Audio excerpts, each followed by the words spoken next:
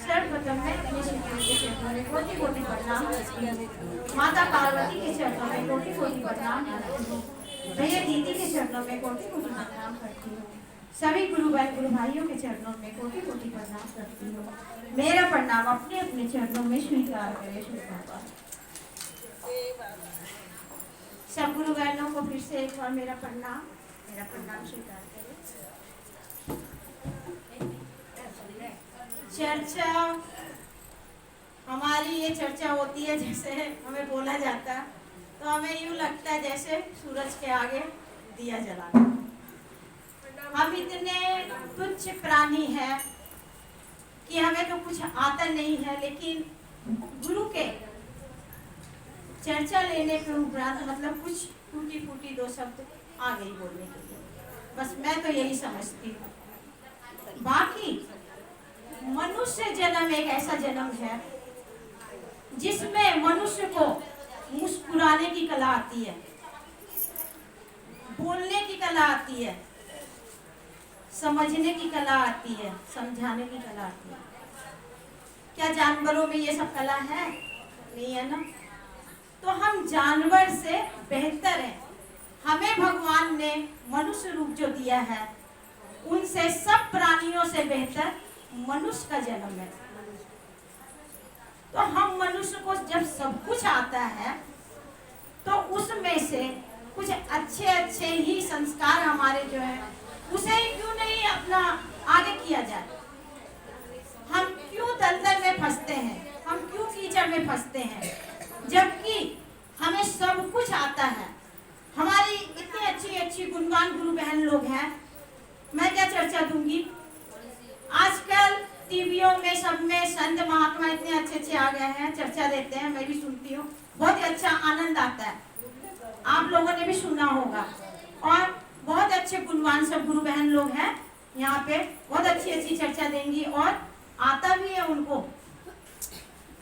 तो जब हमने शिव को गुरु बनाए हैं तो हमारे अंदर सारी कलाएं आनी चाहिए। कौन कौन सी कला आनी चाहिए? कौन कौन सी कला आनी चाहिए? हमें सबसे पहले उनके लायक बनना चाहिए। सबसे पहली कला यही सीखनी चाहिए, जब हमने गुरु बनाए हैं तो उनके लायक बन करके दिखाओ। और कहीं भी जाए तो हमें यह स्मरण होना चाहिए कि हमने शिव को गुरु बनाए हैं। हम यहाँ तो आ जाते, पांव धर लेते हैं मंदिर के अंदर, लेकिन हम में वो गुण है ही नहीं कि हम कहाँ पे आके बैठे, हमें क्या करना चाहिए। ये सोचने की सबसे बड़ी शक्ति होनी चाहिए कि मैं कहाँ जा रही हूँ, किस जगह पे बैठी हूँ और मुझे क्या करना चाहिए। क्या आप शादी में जाओगे तो शिव गुरु का भजन गाओगे? तो यहाँ मंदिर में आए तो वो वाली भी भजन नहीं होनी चाहिए, जो सारी भजन यहाँ पे होती हैं वो नहीं होनी चाहिए। यहाँ पर सिर्फ हमारे गुरु और हम हैं, और हमें वही ज्ञान होनी चाहिए कि हमने जिनको गुरु बनाया है तो हम अपने गुरु के लायक बने और उनके चरणों में लगे रहें। हम यहाँ पे 2 घंटा इसलिए व्यतीत करने के लिए आते हैं, हमारे जो 2 घंटे हमारे अपने हैं, हम इसलिए व्यतीत करने आते हैं कि हमारी जो आगे की यात्रा है वो सुखद हो। हमारी जो ये 2 घंटा है वो व्यर्थ ना जाए किसी भी कारण से। ये 2 घंटा जो उन्हें पकड़िए, उन्हें संभालिए, क्योंकि यहाँ से जाने के बाद हम माया में फंस जाते हैं।